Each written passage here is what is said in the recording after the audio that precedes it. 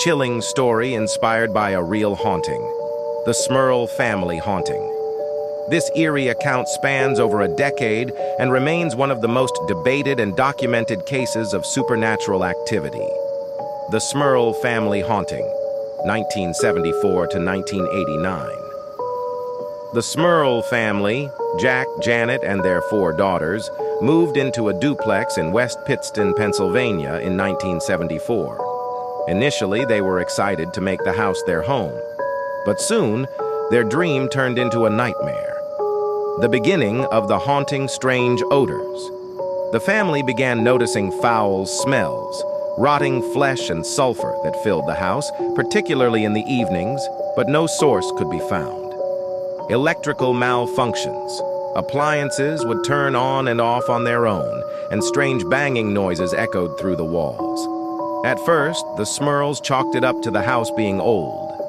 But as the events escalated, they realized something sinister was at play. Escalation of paranormal activity. Shadow figures. Janet and Jack saw shadowy apparitions darting across rooms. Janet described one as a dark humanoid figure with glowing red eyes.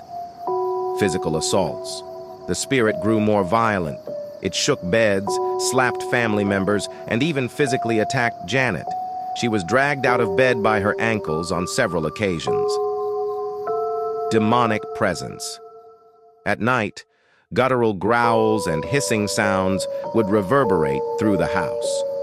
The family reported seeing a black, mist-like entity hovering near the ceiling. One particularly terrifying moment occurred when Jack was pinned to his bed by an invisible force. He described the experience as suffocating, like being crushed by something immensely heavy. Seeking help desperate, the Smurls turned to their church for help. They were advised to bless the house with holy water and pray, but the activity only worsened. Objects flew across rooms, and family members began experiencing extreme fatigue and mood swings. Finally, the family sought the help of renowned paranormal investigators Ed and Lorraine Warren, who specialized in demonology. The investigation.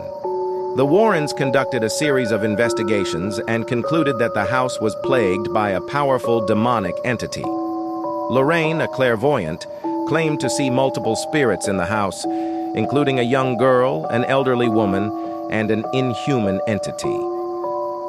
Exorcism. Attempts. The Warrens performed multiple exorcisms with the help of a Catholic priest. During one session, an oppressive silence filled the room, followed by ear-piercing screams that seemed to come from nowhere. Entity strikes back. The spirit retaliated violently, slamming doors and causing injuries to the family and the investigators. Despite these efforts, the entity refused to leave. The family reported that the activity would subside for a few weeks, only to return more aggressively. The final straw. After years of torment, the Smurls decided to move out in 1989. While the activity reportedly followed them for a short time, it eventually subsided. The house, however, remained a local legend, with subsequent owners reporting strange occurrences. Legacy. The Smurl case inspired the 1991 TV movie The Haunted and sparked debates among skeptics and believers. Was it a true haunting or a fabrication? Whatever the case, the Smurl family's account remains one of the most terrifying documented hauntings to date.